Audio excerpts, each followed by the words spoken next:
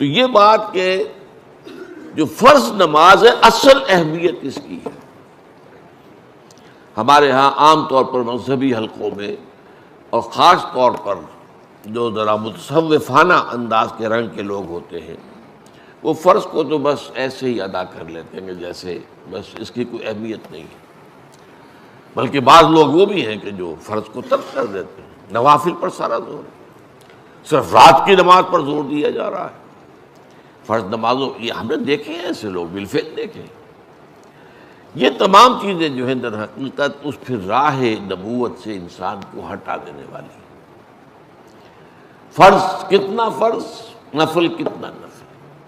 نوافل کے بارے میں جو ہے شریعت سے ثابت ہے، وہ تہجد بھی نافلۃ لک، حضور کے لیے تو لازم تھی، باقی کے لیے لازم نہیں ہے.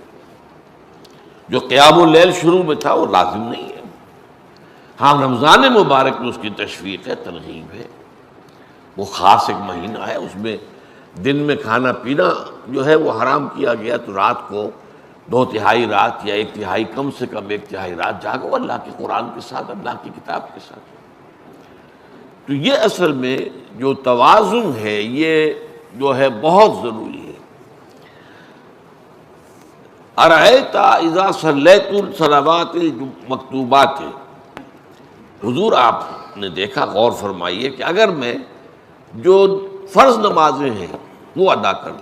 اب مثلا ایک حدیث مجھے اور یاد آئی، فرض نماز کی اہمیت کو بیان کرنے کے لیے حضور نے فرمایا جس شخص نے عشاء کی نماز بھی جماعت کے ساتھ ادا کی اور پھر فجر کی نماز بھی جماعت کے ساتھ ادا کی، اس کے لیے پوری رات کا قیام لکھ دیا جائے گا. فرض کی یہ اہمیت ہے. تو اذا صلیت المکتوبات صلوات المکتوبات وصمت رمضان، اور میں روزہ بھی رمضان کے روزے رکھ لوں، باقی روزہ رکھنا آپ کی مرضی پر ہے، رکھیں ٹھیک ہے، لیکن وہ لازم نہیں ہے. نجات کے لیے لازم جو بیس لائن ہے وہ جو عبادات فرض، اس کے بعد جتنا آدمی اضافہ کر سکے. حالات کو بھی دیکھیں، بعض حالات ایسے ہوں گے کہ اس میں اصل اہمیت جہاد کی ہو جائے گی، قتال کی ہو جائے گی. اب ایسا حال بھی ہو سکتا ہے کہ اسلامی نظام قائم ہے، اسلامی حکومت قائم ہے، نظام خلافت قائم ہے، تو اب قتال کا معاملہ جو وہ حکومت کے ذمہ ہے، حکومت انتظام کرے گی.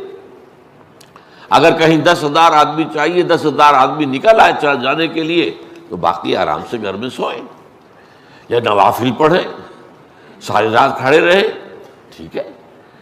یہ تقرب بالنوافل کا موقع ہوگا.